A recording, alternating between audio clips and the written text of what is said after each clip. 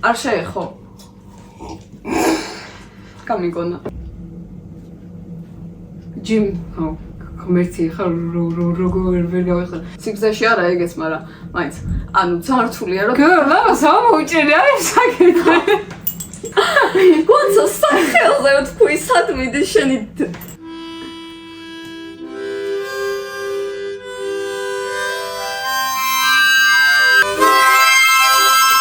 Sorry, დღეს განვიხილავთ Complete Unknowns, ანუ სრულიად უცნობს, რასაც არ დერიყადი ველოდი. თუზენოდი. არ მესველოდი, მაგრამ შენ როგორც ელოდი, მე როგორც ელოდი ეგრე ამას არავინ არ ელოდა. ფილმის რეჟისორია ჯეიმს მანგოლდი, კასტი, ანუ ძალიან მაგარი კასტია რეალურად, ეხლა ყველას არ ჩამოვხსნე. ჯეიმს მანგოლდზე უნდა ვთქვათ ის, რომ კაცი არის, ანუ ყველანაირი სახის ფილმი აქვს ალბათ გადაღებული. ტიმოთის დიაპაზონზე ვფიქრობდი როგორც სახიებს, ანუ მარტო თითოეულ ფილმში კი არა, ფილმოგრაფიაში რამხელა დიაპაზონი აქვს და რეალურად ჯეიმს მანგოლდიც ეგეთია, რომ კომებიდან დაწყებული comic book movies, მუსიკალური biopics. მე არ მაქვს ნახე, მაგრამ თურმე ხოაკინ ფენიქსი თამაშობს მაგის ჯონი კეიშის. ზოგადად მეშინია ხოლმე, როცა მოლოდინები მაქვს ფილმზე, იმიტომ რომ ვიცი რომ მე რაღაცნაირად იმედგაცრუებული დავრჩები რა. ვცდილობდი რომ ამ ფილმთან დაკავშირებით, იმიტომ რომ ჯერ ესეთი ბობ დილანზე იყო, ჯეიმს მანგოლდი იყო რეჟისორი, კასტი იყო ასეთი და მაინც ვცდილობდი რომ რაღაცნაირად მომეთო კაჩემი მოლოდინები, იმიტომ რომ მე იმედგაცრუებული არ დავრჩენილიყავი და სხვათა შორის ძალიან ბედნიერი ვარ რომ ესე გავაკეთე.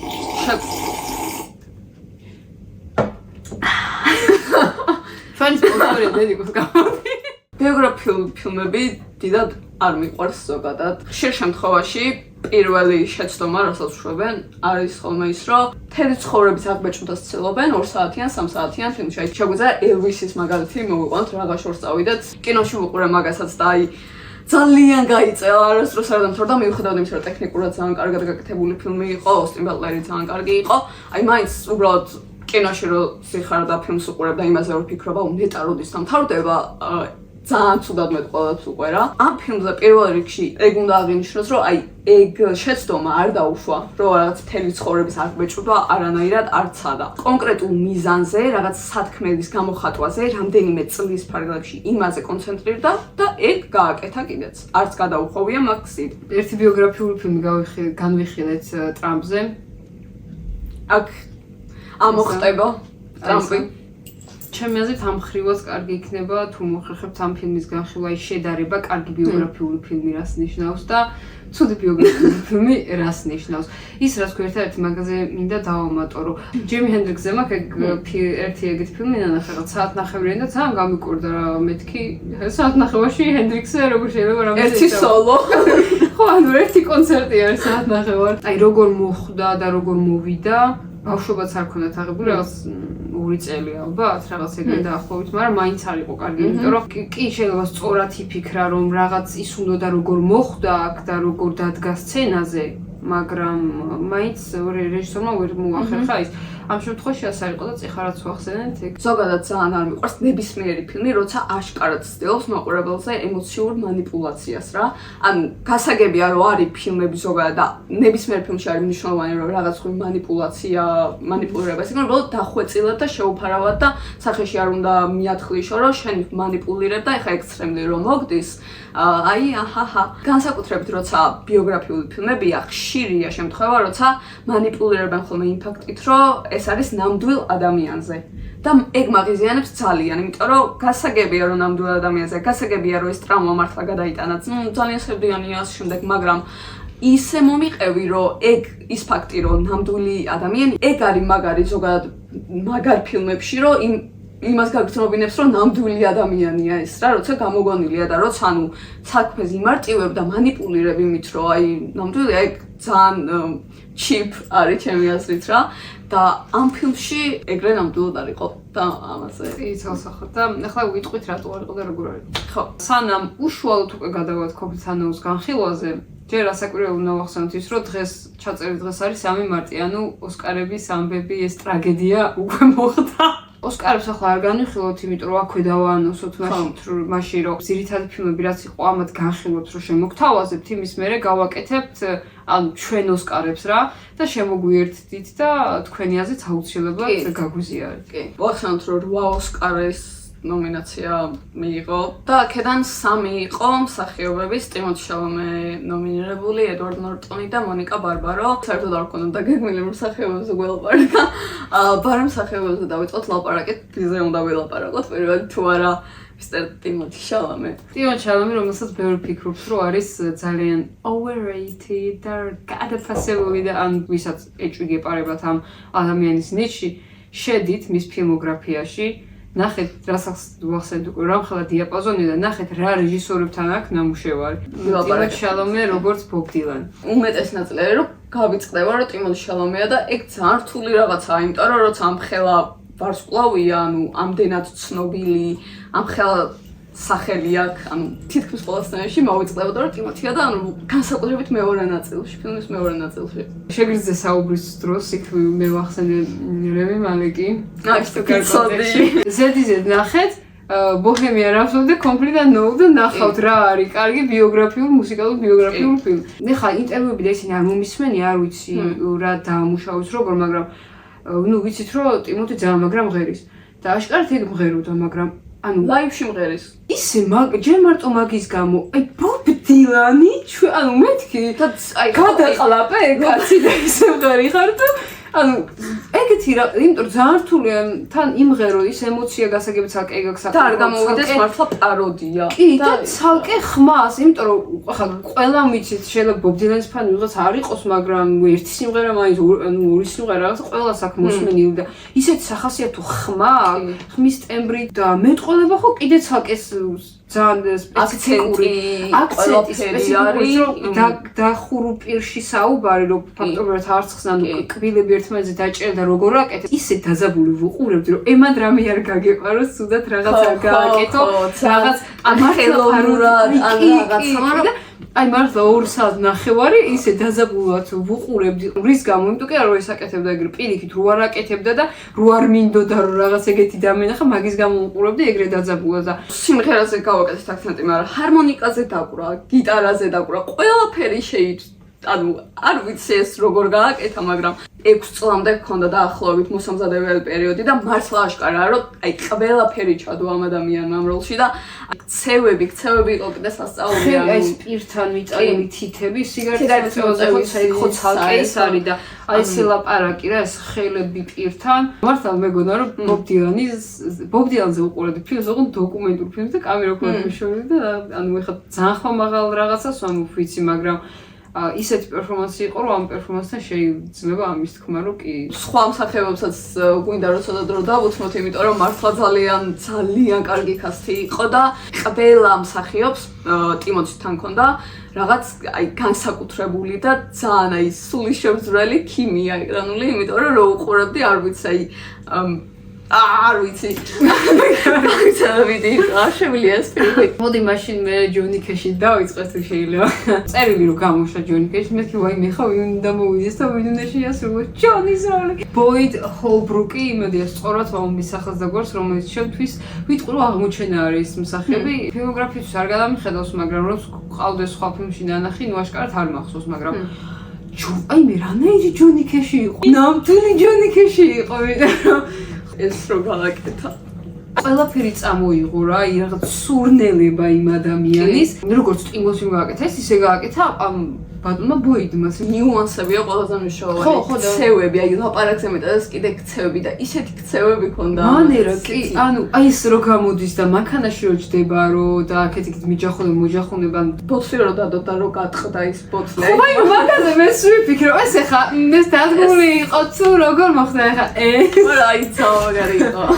ანუ თვითონ ეს ურთიერთობა ბობთან რაც ქონდა იდეალურად არის მაგათი ურთიერთობა გადმოცემული ჯერ წერილებიდანვე იგრძნობა და მათი დამოკიდებულება და მე აი არ ვიცი ეს კულმინაციურ მომენტშიც რაღაც ცალკე ველაპარაკებს რა თქმა უნდა იმიტომ რომ კულმინაცია იყო რაღაც სასწაული და კინოში ნამდვილი კულმინაცია იყო ნამდვილი და კინოში ვნახე ანუ დაჭერდა მაგ მომენტში ერთადერთი მხარდამჭერი არ არის მაგრამ აი ვინც მართლა უბიძგებს აი გიტარას როგორ გაუწოდებს და ისე როგორ იდგას მე კითხვა ამას მუბაჭამს აქ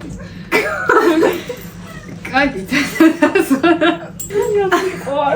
სკოტ პარტნიორი, მე მგონი ესე არის, უდი გარცრის როლს ვინც თამაშობდა. ძალიან მაგარი როლი და მიუხედავად იმისა, რომ ეკრანული დრო ძალიან ცოტა ქონდა, ისეთ გადამწყვეტ მომენტებში და ბოლოს სცენა ხალხ, ნუ აი უდის და ბობის ეს აი ჩუმი და მაგაზე კეცალკე ველაპარაკოს რომ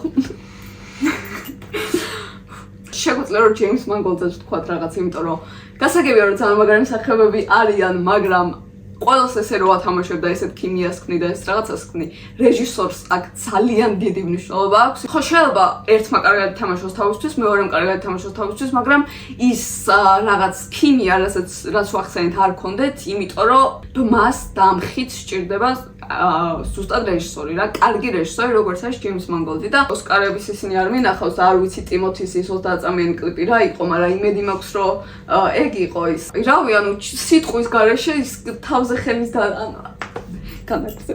აი ეს ხელს რომ მე არ წავს რომ ვიძგებს და მეთქი ანუ მაგ ხელებზე ანუ 8 მილიარდი ადამიანი უნდა დაუდგე და მაგ ხელზე უნდა გეამოროთ ადამიანი როგორ გაკეთე ანუ ხელიც კი თავისი ხელის კი ამეტყველა მაშინ როდესაც თმიან სცენაში ერთი სიტყვაც კი არ იყო რა თქმა უნდა აი რო გავიგე რომ ჯოანის როლზე ეს გოგონა იყო ქალბატონი მოიკავარება რომ მეთქი გოგონი თქვენ უკაცრავად მაგრამ შემთხვევით მუსიკალურ კარიერაზე ხომ არ გიფიქრიათ რათა ჩამოხსნათ მე როგორც ინტერვიუებიდან გავიგე არ უფიქრია და როლისთვის ისწავლა და დაამუშავა როგორც რახმა აი რა ვიცი რა ელფენინგზე მაგოგოს აქ კარგი როლები რაღაც მაგრამ აქ ხა ცუდად ნამდვილად არ შეუსრულო მაგრამ არასტაბილური მსახიობი მე ასე ხედავ აი ეს ქიმია მით უმეტეს როდესაც იგივე ვუდი ალენთან ხო ტიმოთი შალამეს და ელფენინგს ქონდა დუო გაკეთებული და რო გითხარ რაღაც ანუ აქაც აი ქიმია რა შეგვი კი აი პერსონაჟებში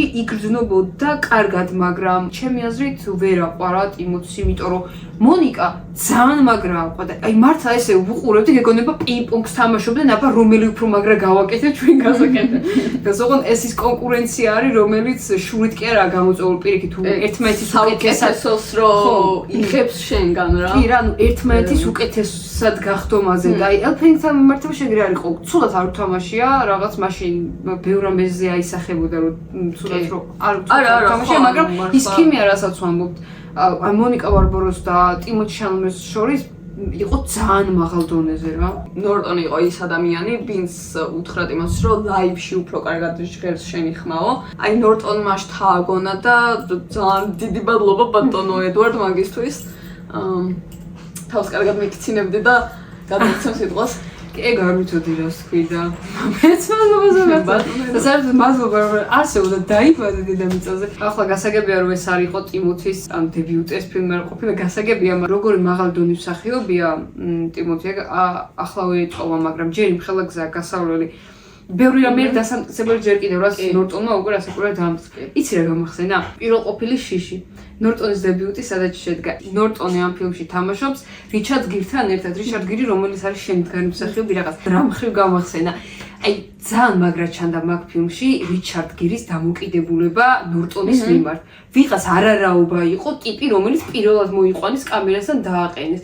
და იქ რიჩარდ გირმა აშკარად ეთყობა რა დაინახა და კოლეგიალურობა ჩანს ისეთი და იმხელა პატივისცემა ჩანს. იმ შესრულებაში იმის გარდა კი რას თვითონ გასაკეთებელი ქონდა. ზუსტად ასეთი რაღაცა არის აქაც რა. თავისსავე შესრულებაში ჩანდა ნორტონის მხრიდან ის რაც გრძნობდა ტიმოთის მიმართ. აი ისე მაგრა ჩანდა. მეთქი ეს იმიტომ უნდა ვახსენეთ რომ კარგი მსახიობი მარტო არ არის კარგი შემსრულებელი, კარგი მსახიობი და პროფესიონალი ისიც არის რომელიც ხედავს იგივეს რაც თვითონ გააჩნია, იგივეს რო სხვაში ხედავს. ეგეც გამოავინა ამ ხრივ ედვარდ ნორტონმა. ცალკე ხა თვითონ რაც გააკეთა ის ხო უწეხა ვოკაზეს ხო ახსენეს და ანუ მეთქი ანუ ედვარდ არის რამე რაც შეიძლება რომ ანუ მაგ მომენტში წამოვხტილა მის და ის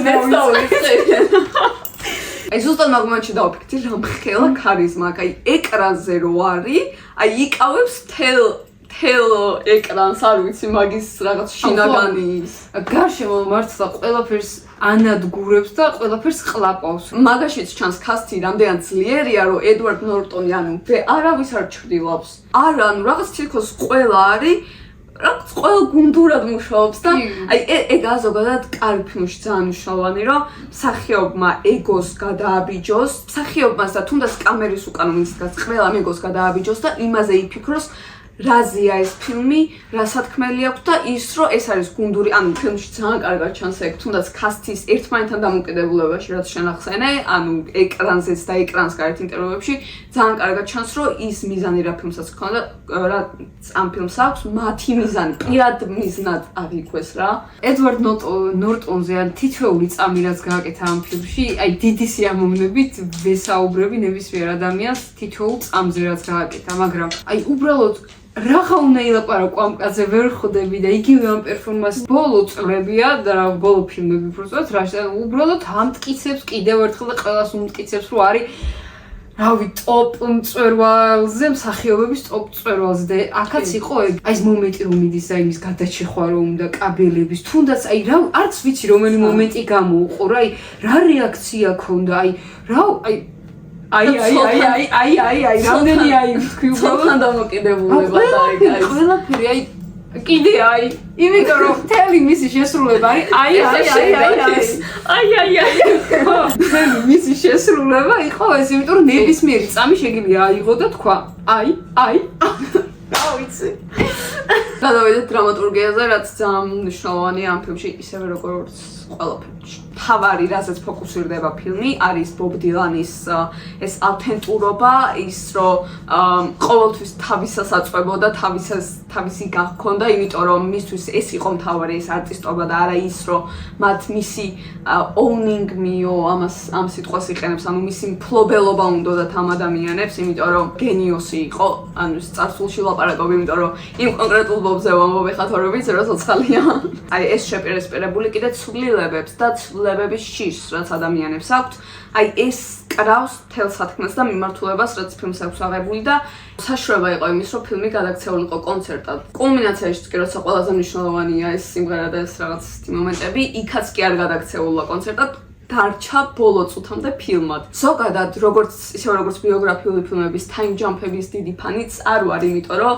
ხშირი შემთხვევაა, როცა რეჟისორები იყენებენ მაგას, რომ მარტივად გამოწვნენ და B ვერ იყენებენ კარგად, იმიტომ რომ არაბუნებრივად და როგორც ახსენე, კარგი სიტყვა არაორგანულად ჩანს. აი, აქ არაფერი არ იყო ეგეთი, იმიტომ რომ ეს build-up-ი რაც პირველ ნაწილში იყო, მეტამორფოზა პირველ ნაწილში მე იდეალურად ჩანდა. უკვე ეს კარიდან მეორე ნაწილში რო გამოდის და რო ეწერება 1965 წელი, არანაირად არ უაზროდ არ გეჯახება რა რაღაცნაირად სუდად არ აქვს რომ მიემს თავს ძალიან მარტივად იგებ რომ დრო გავიდა და ესე უნდა ყოფილიყო. ის კი არა რომ წერ რომ გამარჯობა მიყვარხარ ძალიან ჩემო ძვირფასო და ამ დროს ეს ცრემლები და ის როგორ უყვარს და უახსენდება ეგენი როდესაც არა მიდის ჯონი ქეშის და ბობის წერილების კითხვა და ამ დროს ბობი ქუჩაში ბობი იქ რა ანუ ისეთი სხვა სათქმელსაც ამბობს ხო აი მაგიტო და ეგ იყო ძალიან კარგი ამ მხრივაც ძალიან მაგარი იყო. ზოგადად მინდა რომ ჯეიმს მანგოლდის რაღაც პატარა ნიუანსი აღნიშნო რა, იმიტომ რომ ძალიან თვალში მოხვდა აი პირველივე ჯერზე. როგორც ვიცით, ბობ დილანის ალკოჰოლთან დამოკიდებულება და რა თქმა უნდა 60 წელში ხა ნარკოტიკთან დამოკიდებულება და შემდეგ როგორც წესი ბიოგრაფიულ ფილმებში მუსიკოსებზე განსაკუთრებით მაგას ძალიან დიდი ადგილი უჭირავს ხოლმე, ანუ თვითონ შექმნასთვის და იმ მომენტებს ყველაფერს გიჩვენებენ რა. ამ ფილმში ანუ ერთი მომენტიც კი არ არის ეგეთი რა, არც ალკოჰოლთან დამოკიდებულება, არც ნარკოტიკთან. მოქმედებაში, როგორ მოქმედებს, როგორ ლაპარაკობს, ხვდები რომ რა თქმა უნდა ყოველი კონცერტის წინ კი არა, ანუ სულ თითქოს განსაკუთრებით მეორე ნაწილში რა, უკვე როცა ანუ ამ ხელა ზეწოლას გრძნობს საზოგადოებისგან. როგორ არ გაამახვილა მაგაზე ყურადღება და მანდაც ტიმოთიმ რამაგრა შეასრულა, რომ ასრულებს 24 შვიდზე მთვრალის ან კაიფში ყოფის როლს, ისე რომ ამას არ ყვირის. და ეს აუცილებლად აღმოჩნდა, იმიტომ რომ ძალიან მოვიხილე ამით, რომ აი რაღაც ახალი შემოიტანა ამით რა. კი ეგ მართლა ძალიან მაგარი რაღაც იყო, იმიტომ რომ ყოველ წამს რო ელოდები რომ წესი, ანუ იმიტომ რომ მიჩვეული ვარ რომ ეგრე ხდება და ამ დროს ფილმი ისე დამთავრდა. მაგას ვფიქრობდი და ველოდები, როდის მოხდება, რომ რაღაცა 5 კილო კოკაინი უნდა გამოივლოს პირში, მაგრამ ბოლოს ან ფილმი რომ დამთავრდა, ანუ არც კი ხარ რომ გამახსენე შენ რა რეალურად, იმიტომ რომ ისე დამთავრდა, მე უკვე ეგეთი რაღაც რო ენახებინა რაღაც დროის მერე ეგ უკვე ძალიან არა ბუნებრივი და აი კი. ჯამპსკერი იქნებოდა რომ კი და ანუ ისე დაამთავრა ესეც ძალიან ორგანულად გააკეთა. კი. ორგანულად გააკეთა ის, რომ რაღაც, რასაც მიჩვეულები ვართ, არ გააკეთა. კი, ეგ არის ძალიან მაგარი სიახლე, იმის არ გაკეთება, რასაც მიჩვეულები ვარ. კიდე ის არის საინტერესო, რომ თვითონ რეჟისორიც ეს მსახიობებიც ყველა ამბობდნენ, რომ არ ცდილობენ ბობი, როგორც აი ძალიან რეალურად რაღაც, აი თითქოს აი ფიქციონალური რაღაცეებიც არის შერეული რა და ბობ დილანმაც Twitterზე რო ისაქნა დაპოსტა ამ ფილმთან დაკავშირებით, რაც რა თქმა უნდა ძალიან ისეთი მოვლენა იყო, იმიტომ რომ ბობ დილანმა დაპოსტა, ანუ ამასთან დაკავშირებით თქვა, რომ დარწმუნებული ვარ, რომ ტიმოთი ძალიან კარგად შეასრულებს ჩემს ახალგაზრდა ვერსიას, ან სხვა რომელიმე ვერსიას, რომელიც შეიძლებოდა რომ ყოფილიყავი, ანუ რაღაც ეგეთი იგულისხმა. ანუ ისეც აღიარებს მას სცენარი წაკითხული ქონდა, რაღაც ნოუთები გააკეთა კიდეც. მაგალითად, ერთი საინტერესო ფაქტი ის არის კიდე, რომ სილვის რეალური სახელი სილვი არ არის და არ მახსოვს რა არის, მაგრამ სულზე იწყება. გარდაცვლილია ეგ ქალბატონი და მაგაზე ნოუთად მიუწერა, რომ სახელი შეუცვალოთო რა, რომ იმის სახელი არ ყოფილიყო რა. ხო, მოკლედ ანუ ბობს წაკითხული ქონდა სცენარი, შესაბამისად უნდა ვინდოთ, რომ სხვა ვერსია, ან ახალგაზრდა ვერსია შერეულია ეგ თითქოს ერთმანეთში რა.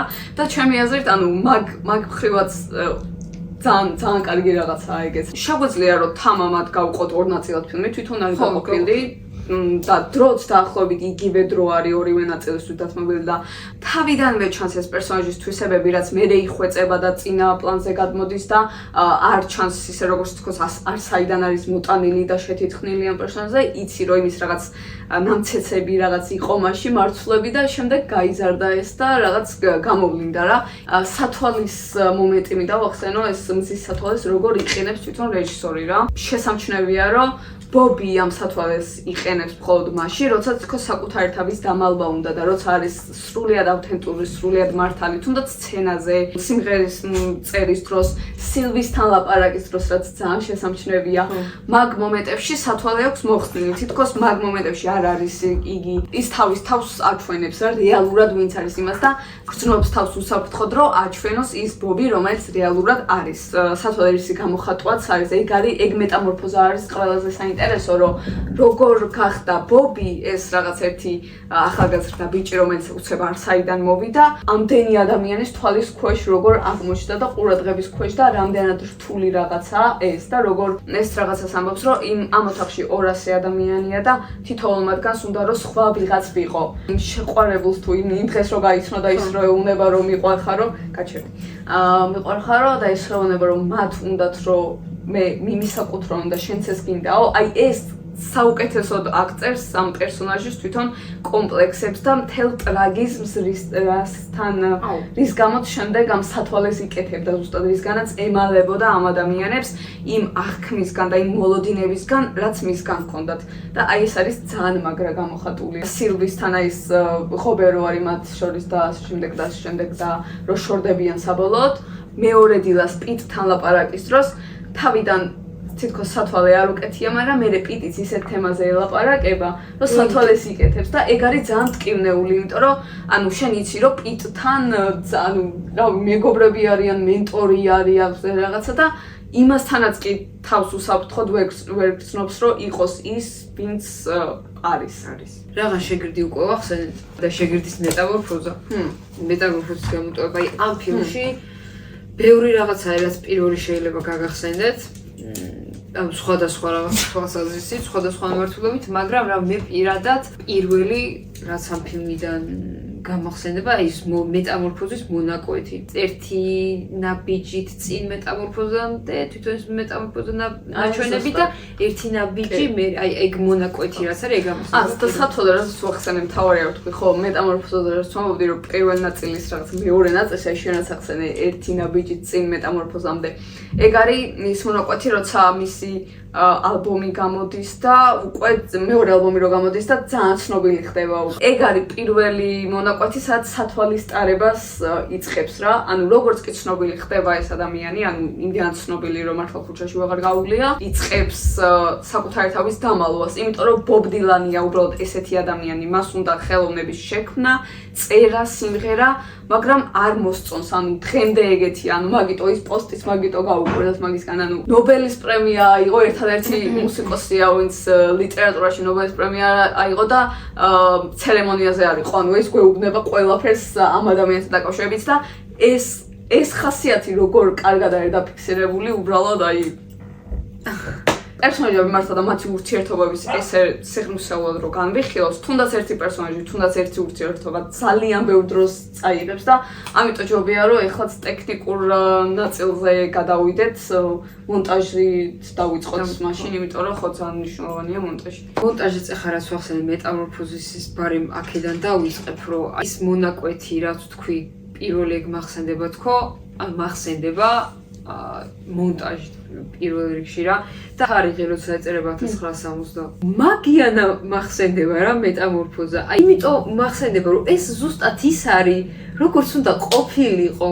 შეიძლება მნიშვნელობით სხვა ნაწილები უფრო მნიშვნელოვანია განამაგას ვამბობ, მაგრამ თუნდაც ეს რაც ვიღაცისთვის შეიძლება ძალიან უმნიშვნელო იყოს და შეიძლება ზოგადად მართლა უმნიშვნელოა, მაგრამ ესეც რომ ამხელა ყურადღებას იქცევს და ესეც რომ ამხელა მნიშვნელობის ხდება რეალურად, ეს უკვე ნიშნავს იმას, რომ მონტაჟი რას აკეთებს ამ ფილმში და მონტაჟთან დაკავშირებით რეალურად ყველაზე რაც მაგიჟებს არის ეს რაც ვახსენე უკვე ლაივში რომ ღერიან და ეს რამდენად რთულია ამის ტექნიკურად რო ვთქვათ რა. სულად ოსტატური თვალსაზრისით რო შევხედოთ, ძალიან რთულია ხო ინტერვიუებს რო ვუყურე და რაღაცა რო ახსნეს აქ უფრო კარგად რა სირთულეების დაძლევა დასჭირდათ, ეს არის ურთულესი და არ ვიცი ათუქიმეთი ამზე და იმიტომ რომ მე შოკში ვარდები როგორ შეიძლება ერთი შეხედვით ძალიან დეტალებში უნდა განვიხილოთ ის რომ კიდე უფრო ნათლად მიხვდეთ რამდენად რა შრომა არის გაწეული მარტო მაგ ლაივ სიმღერების ჩაწერას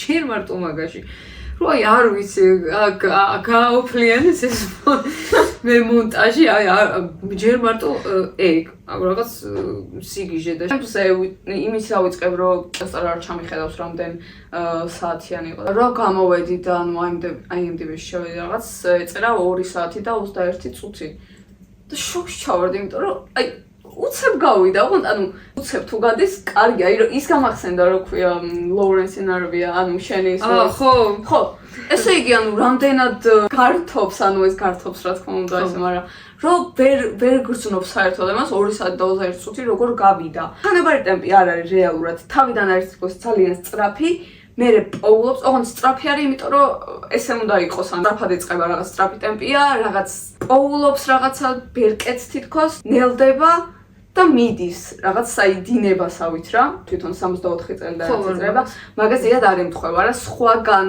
ხდება ეს მონტაჟური გაყოფა ტემპის ზუსტად ეგ არის უბრალოდ რატო ხდება ასე მაშინ თვითონ მის ცხოვრებაში ასე მოხდა და მაგიტომაც არის რომ არც გიკვირს და ძალიან ბუნებრივად იღებ იმ ყველაფერს რაც ძაბუნებრივად არის ნაჩვენები რომ ტიპი რომელსაც ტაქსისთვის საკმარისი ფულიც კი არ აქვს უცებ თავისი კუმირის პალატაში აღმოჩნდება უმღერის იქ გვერდზე პიტიზის რომელმაც ეს აღმოაჩინა და მისი ან ძალიან თვითონ ცხოვრებაში ძალიან სწრაფად მიეწყო ის ყველა წარმატება რაც მის ცხოვრებაში მოხდა რომ უბრალოდ შეუძლებელია რომ ტემპი არ ყოფილიყო სწრაფი ფილმის ეხლა ბოლოს და ბოლოს იმ პალატიდან სახლში როგორ დაბრუნდა მაგას ხო არ განახებ და შენ კი მაგას ხო არ ანახებ და რაღაცას რაც მერე უკვე რაც მოდის იგივე შეგრძნების დონეზე თვითონ ბობ დილანის შეგრძნების დონეზე რომ გადავიყვანოთ ხო რომ ის გასაჭირით უბედურება რაც მას თავს დაარტყდა მეგობრები დავსხადით გავიყიჟინეთ მაგარ გავერთით რაღაცა დავიშალეთ და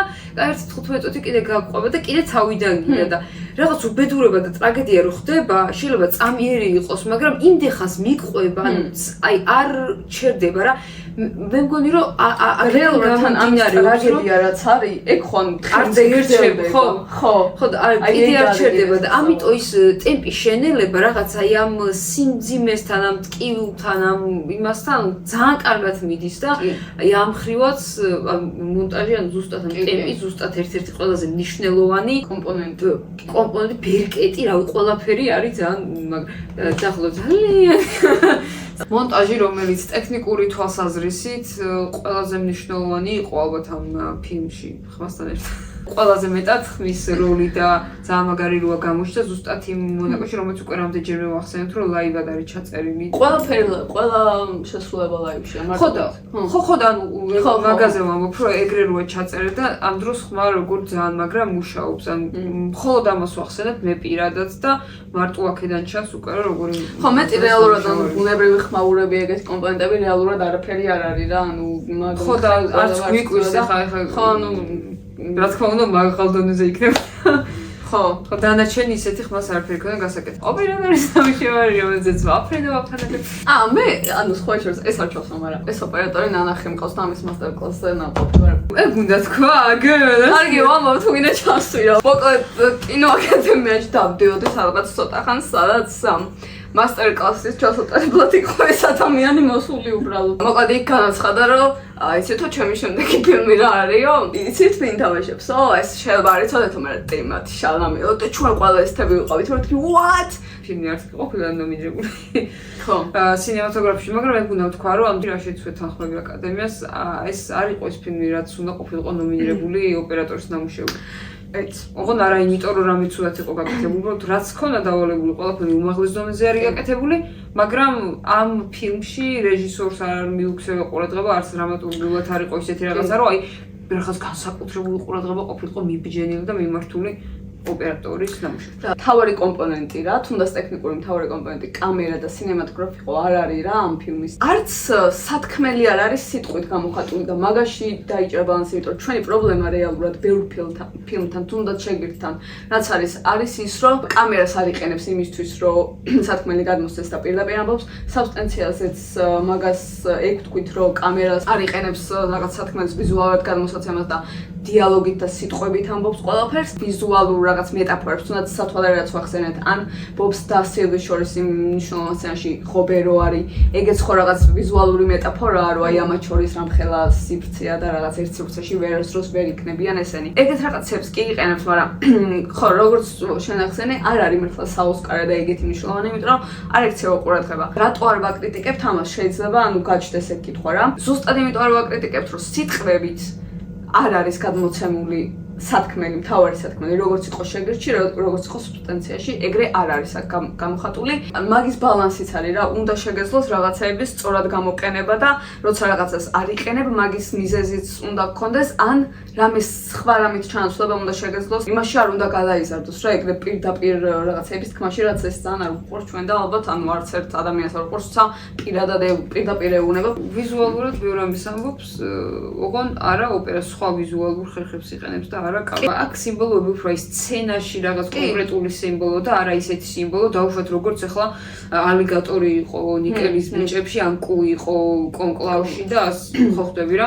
ეგეთი სიმბოლო არა, მარტო სათვალეზე შეიძლება კი არა მარტო სათვალეზე, არა და ბევრ სცენაში სხვადასხვა ნივთი, ანუ მოქმედება რაღაცა განსახიერებს სხვადასხვა სიმბოლოს და ეს ვიზუალი რო აქვს და კიდე ახლა კამერამ რო სალტოები აკეთოს, კაი შენჭირება რა. ეგ არის ზუსტად საერთო ბალანსი და ოქრო შუალედი. მე მგონი არა ოქროს კაცია მართლა ხო?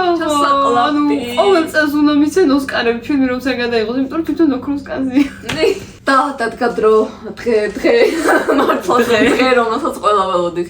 შევაჯამოთ ვიდეო.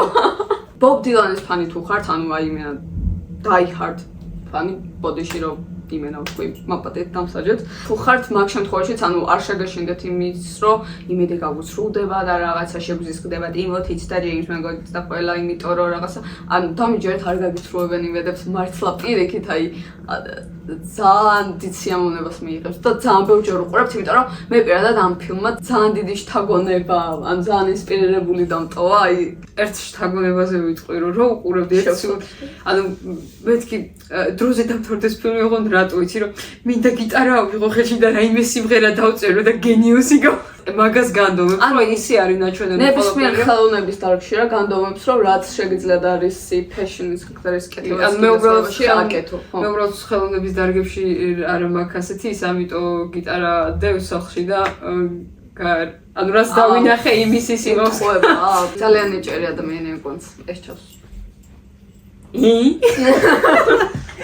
და მეორე რაც მინდა რომ თქვა, აუცილებლად ბობ დილანი მოკლედ ჩემს ცხოვრებაში გამოჩნდა რამდენიმე წლის წინ, როგორც ბობ დილანი და არა უბრალოდ მისი სიმღერები აქა-იქ რო ქონა მოსმენილი, ძალიან შემოყვარდა ამ შემდეგ და ყოველთვის მოიხსენიებდი ხოლმე როგორც ბობი. რაღაც ჩემს საყვარელ მსახიობებზე, რეჟისორებზე, მხატვრებზე ასე ძალიან შინაურული ისა მაქვს დამოკიდებულება, მაგალითად შეშლილი ჯეკი და შეშლილი ჯეკს რო ვამბობ, ჩემო ყველა მიცის რომ ჯეკ ნიკოლსონს გულისხმობ და ვიღაც ქუჩაში ვიღაც ჯეკს არ დავუძახებ, მაგრამ ასე იყო ბობ დილანიც, რომ ან ბობი რა. აი ამ ფილმს რო ვუყურე, თავიდან რო გადავხარშე კაცი, რომელსაც დღემდე ასეთი ან წნეხის ქვეშ არის თავისი გენიის გამო და მეთქი ანუ რა ბობი საერთოდ არ ვიცი ეს ადამიანი ღმერთო რამ იმ სიტყვების მიღმა, რასაც ღერის კიდე რამხელა რაღაცები დგას, რაც მე არ ვიცი და ამ ადამიანს არ ვიცნობ და არ მაქვს უფლება რომ ბობი დავუძახო, მაგრამ თან ამ დროს ამ ფილმმა კიდე უფრო გაამყარა ის, რომ ჩემთვის ბობ დილანი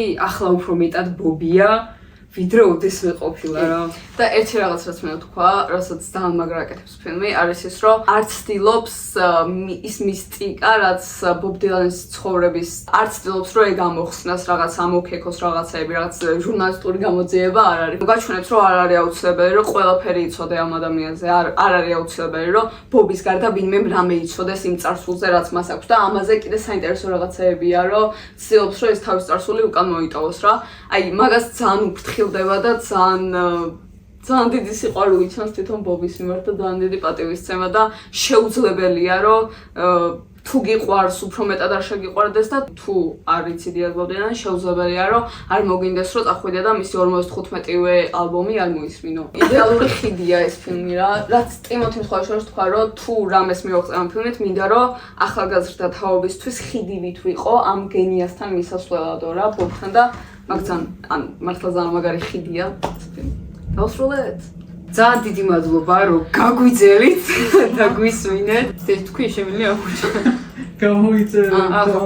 გამოიწერეთ ჩვენი არხი, გაგვიზიარეთ თქვენი მოსაზრება ამ ფილმთან დაკავშირებით. გულშემატკივრარი ვართ ამ ფილმის ძალიან და ამიტომ გვაინტერესებს ყველა ადამიანის განსაკუთრებით ჩვენი მაყურებლების ვიცხართ ანუ რა საყვარლები ხართ რა იცოდეთ.